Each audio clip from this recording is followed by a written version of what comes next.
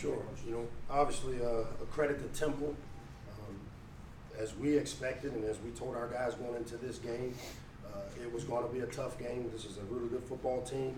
And again, we want to give them all the credit. They out-executed us in at least two phases of the game, whether it was on their offense making some plays there at the end on third down and their defense obviously disrupting us on offense. Obviously, I'm disappointed in our ability to run the football down inside the goal line area. Any team that I coach, we're going to be a team that has the ability, that has to have the ability to punch it in. And again, they out-executed us, so I've got to give them credit. As I told our team, our journey's not going to be defined by one win or one loss. As we enter into conference play, which gives us a second season per se, and we've got a bye week, which will give us some time to get some guys healthy, but also some time to go back and look at this tape and get some of the things corrected that really showed up on tape. And I mean, there's some things that hadn't shown up in the first two games that we'll get corrected here this week.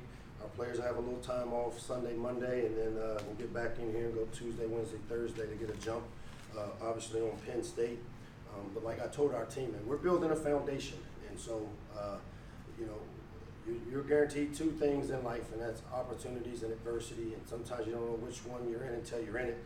Obviously, we're facing some adversity now with the loss to a good team. But I think when we watch the tape as a team, we're going to be really disappointed that we didn't play the type of football that we've played the first 2 weeks. And it's my job as the coach to find out why and make sure we get that corrected. So without any other, I'll open it up for questions. Without obviously being able to look at the tape, how would you assess Josh's decision making, and how much was that affected by the pressure he was under? I hate having to answer questions like this without seeing it, but looking at it from on the sideline where I have views, some of the decision making that he made great decisions in the first two games. I think there was some hesitancy by him, and I think some of the things he predetermined. Temple did a great job trying to disguise their safeties and their looks, but ultimately, we've got to have really good eye discipline at the quarterback position and put your eyes on the things you need to see to make the right decision. And I don't think any of us played very well today. Again, this is a team loss, and again, whether he made great choices or not, we had two opportunities down inside the 1 yard line and tried to run the ball and put the ball in our best players' hands, and we got stuffed. And that, to me, is what sits in my craw a little bit, because we need to be able to be physical enough to line up and give the ball to Anthony McFarland and get a yard. How much of the struggles at the end of the game inside the 10 predicated on the fact that Terps wasn't in there? We're not going to make excuses for it, because we've been rotating guys in there. Austin Fontaine has played some football for us. Ellis McKinney becomes like another starter. Would we like to have Terrence Davis out there? No doubt about it. But ultimately, when we give the ball to number 5 and we have it down inside the 1 yard line, we've got to have enough wherewithal to be able to cover people up, run off the football, make sure we don't allow penetration, and let Ant do what he does. And he usually is a strong inside runner. He got hit in the backfield 2 times, and that's disappointing. But we got to watch the tape, find out why, and then we'll get it corrected here this week. In the back to your left, Andy. Do you know the extent of Penn State's injury? I don't. I think initially it's something knee related, whether it's MCL, ACL. We won't know until we obviously go take a look at it. Sean.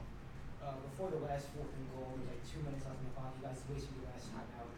If you didn't use that, it could have maybe 40 seconds left at the end of the game to try to do something. Do you guys think that's the last play you guys had on that 4th and goal? Or 2 minutes left? The 4th and goal, we used the timeout Yeah.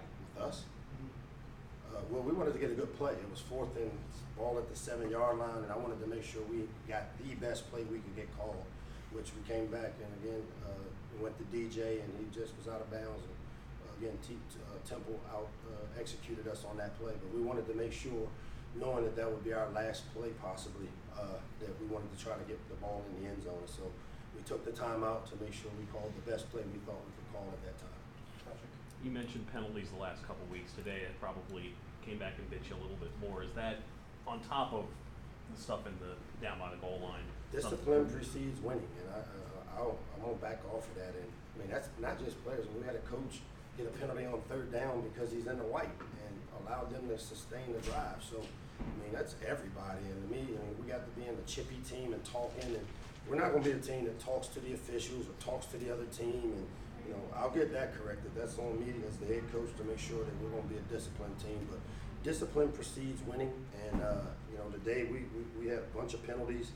We weren't very good on third down on offense. We weren't very good down in the red zone. You know, obviously, you know, we lost our kicker after the first field goal. Petrino, you know, hurt his groin and couldn't kick. And it was just, like I said, an all-around team effort in terms of the loss. And you know, we'll watch it and figure out why and get it corrected and then get ready for our conference season. Petrino probably a longer term We deal. don't know yet. I mean, it was a groin. He basically said after the first field goal that he missed that he couldn't kick anymore. So that obviously created us to have to make some decisions with what we do in the kicking game. And, you know, with that, you know, field goal fake, can you kind of walk me through the decision on that and what kind of happened with the execution there? Well, two things. You know, watching them on tape, we had one game. Petrino misses his first field goal. We know he's not able to kick it. We're in that gray area of where we were on the field.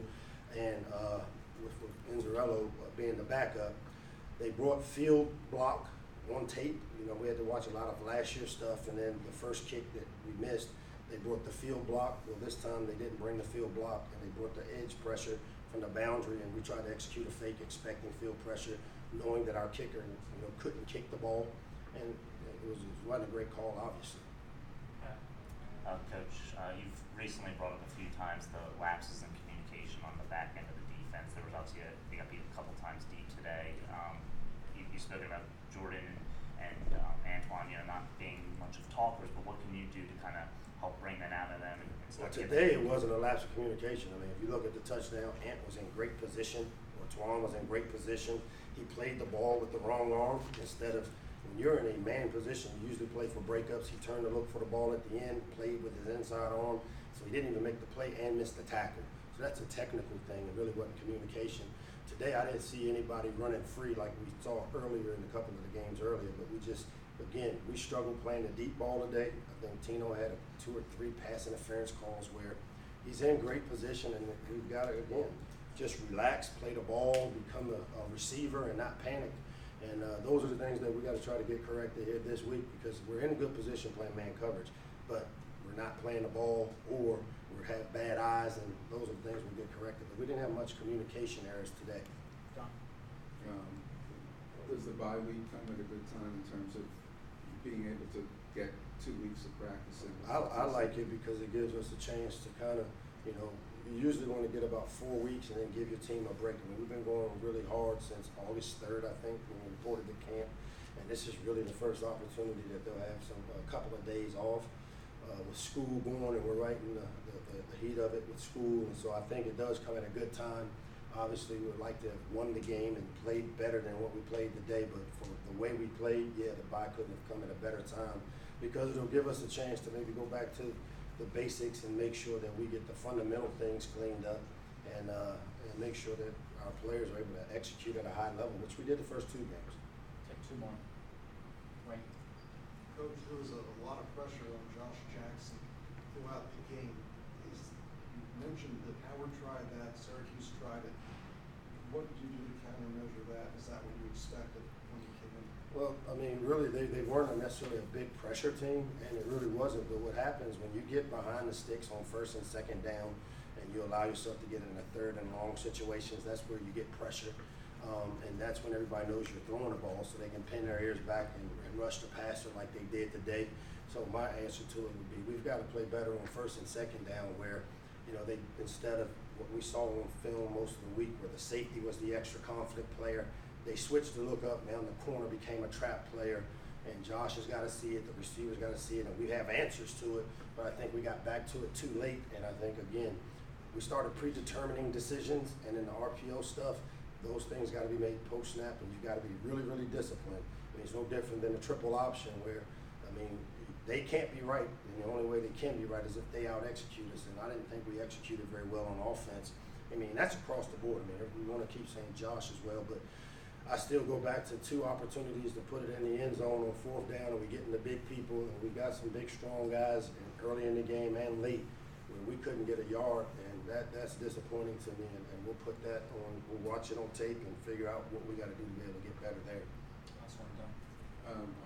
on their last touchdown drive, do you think it was sort of a, you know, they had been on the field a lot during the game because of a lot of the 3-and-outs. Do you think they, you know, they finally, after playing fairly well for most of the day, just got tired? Well, we played 85 plays, and I think they played 76 plays. So it was a game where we got both sides of the ball got a lot of plays in. But again, we couldn't get off the field on third down. I mean, I think that drive they had 3 maybe pass interferences on third down, which gave them first down opportunity. So, I mean, sometimes on defense, getting off the field requires you to execute and get off the field. And they did a tremendous job in the first half, and that's what I told our team. I mean, offensively was where we sputtered and couldn't execute. And it was disappointing because, you know, seeing it from on the field, where the ball should go and it not going to the area that I thought it should go to. And we had to get the quarterback settled down a little bit. But, yeah, I mean, I think defense was his own worst enemy in the second half. And, again, you know, we got to get off the field on third down. And then on offense, we just did not sustain drives. We were kind of big little. We either hit big plays or we had some negative plays, which we hadn't done in the first 2 games. Thank you, Coach. Thanks. A lot of players in here.